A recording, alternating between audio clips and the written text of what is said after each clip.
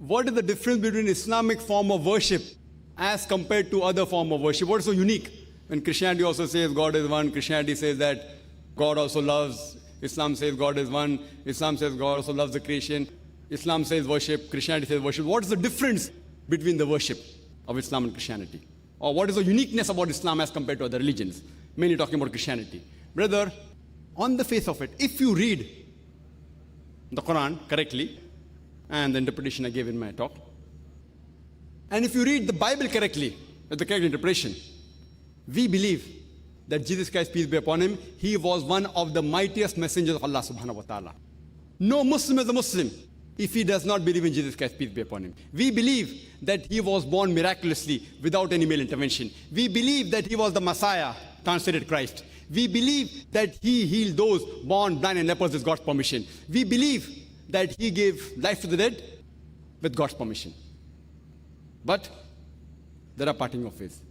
There are many Christians who say that Jesus Christ, peace be upon him, he claimed divinity.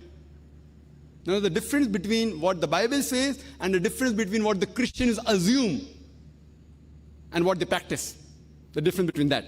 So many Christians say that Jesus Christ, peace be upon him, he claimed divinity. So when they say God is one, they say Jesus Christ, peace be upon him, is God, which we Muslims take objection to. There is not a single unequivocal statement in the complete Bible where Jesus Christ, peace be upon him, himself says that I am God, or where he says worship me.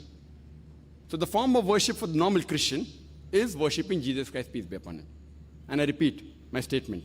There is not a single unequivocal statement in the complete Bible where Jesus Christ, peace be upon him, himself says that I am God, or where he says worship me. If any Christian can show me any unequivocal statement in the Bible where Jesus Christ, peace be upon him, says I am God, or where he says worship me, I, Dr. Zakir Naik, I am ready to accept Christianity today.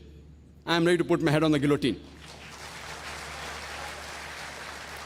I don't speak on behalf of my other Muslim brothers, because if you read the Bible, it is mentioned in the Gospel of John, chapter number 14, verse number 28. Jesus Christ, peace be upon him, said that my Father is greater than I. Gospel of John, chapter number 10, verse number 29. My Father is greater than all. Gospel of Matthew, chapter number 12, verse number 28.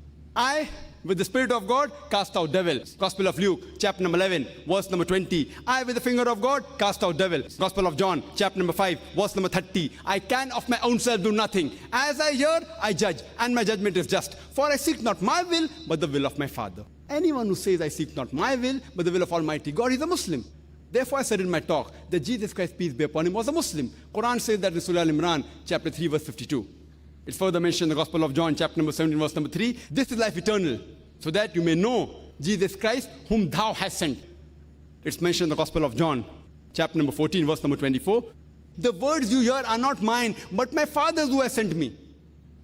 It's clearly mentioned in the book of Acts, chapter number 2, verse number 22. Ye men of Israel, listen to this. Jesus of Nazareth, a man approved of God amongst you by wonders and miracles which God did by him, and you are witness to it.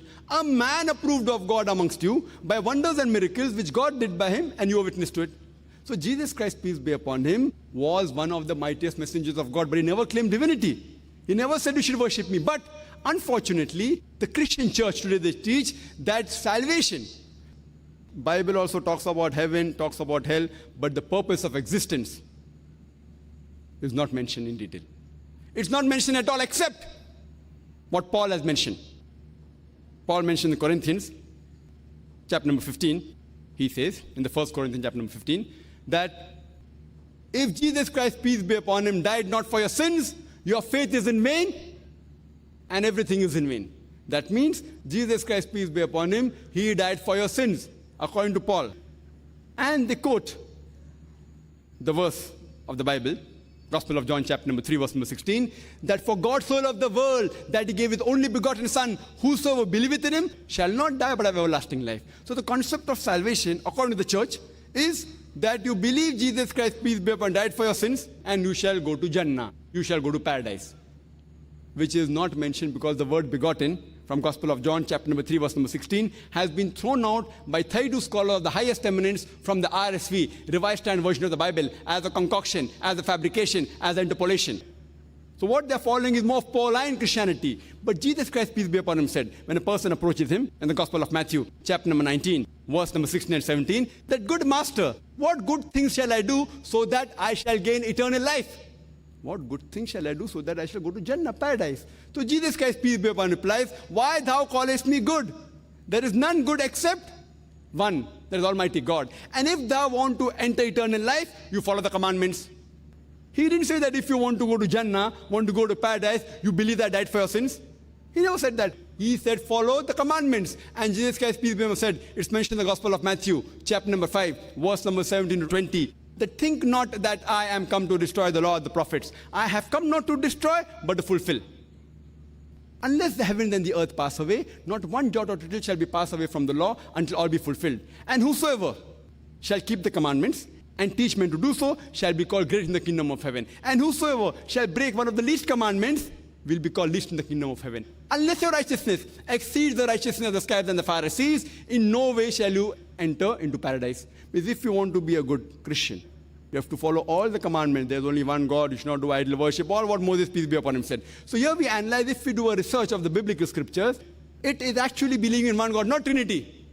Allah says in the Quran in Surah Nisa chapter 4 verse 171, وَلَا تَقُولُوا ثَلَاثَةً. Don't say Trinity. إِنْتَوْ خَيْرٌ لَكُمْ. This has stopped, it's better for you. So if you say God is three in one, it is shirk. You won't get salvation. There's no statement at all about Trinity. The word Trinity does not exist anywhere in the Bible, but it's there in the Quran. Besides Surah Nisa chapter 4 verse 171, it's also there in Surah Ma'idah chapter number 5 verse number 73. It says, لَقَدْ كَفْرَ الَّذِينَ قَالُوا إِنَّ اللَّهُ ثَالِثُ ثَلَاثَةٍ. They are doing kufr, they are blaspheming those who say that God is three in one. The word Trinity doesn't exist anywhere in the Bible. The closest statement is the first epistle of John, chapter number 5, verse number 7, which says, for there are three that bear record in heaven, the Father, the Son, and the Holy Ghost, and these three are one. And this verse of the Bible, by 32 scholars of the highest eminent Christian scholars, in the Revised Standard Version of the Bible, they've thrown this verse out of the Bible as an interpolation, as a fabrication, as a concoction. So the verse which comes closest to the Trinity, doesn't mention Trinity, but comes closest, is thrown out by the scholars of Christianity as a fabrication. So if we analyze, if you want to check what is right in the Bible, here is the Furqan. This is the criteria. It will tell you what is right, what is wrong. And if you compare with this, and even today if you read the Bible never claims that Jesus is God, peace be upon him. It says you should worship only one God. And when Jesus Christ, peace be upon him, asked that which is the first of the commandments, it's mentioned in the Gospel of Mark, chapter number 12, verse number 29, it says, Shema Israelo, Adnai Hainu Adnai Chad. It's a Hebrew quotation which means, Hear, O Israel, the Lord, our God is one Lord. So the problem is that if you read the Bible, the exact purpose of creation is not mentioned. It is vague. The Christian church has taken up a teaching of Paul, St. Paul, and says that you believe Jesus Christ, peace be upon him, died for your sins, and you will go to heaven. Then you do anything, you rob, you rape, you do anything. If he's paid for our sins, if Jesus Christ, peace be upon him, paid for our sins, I can do anything. For example, someone tells me to a restaurant, go to the restaurant, eat what you want, I've paid your bill, I can eat anything. Chicken, mutton, biryani, anything I can eat. So if Jesus Christ, peace be upon him, has died for my sins, then you can commit any sin and you go to heaven. Only have to believe that he died for your sins. So this is the concept of the church, which is not what the Bible mentions. And you can refer to my video cassette, Similarities Between Islam and Christianity, which gives the similarities. That's the reason I say that Jesus Christ taught nothing but Islam, that is submitting your will to Almighty God.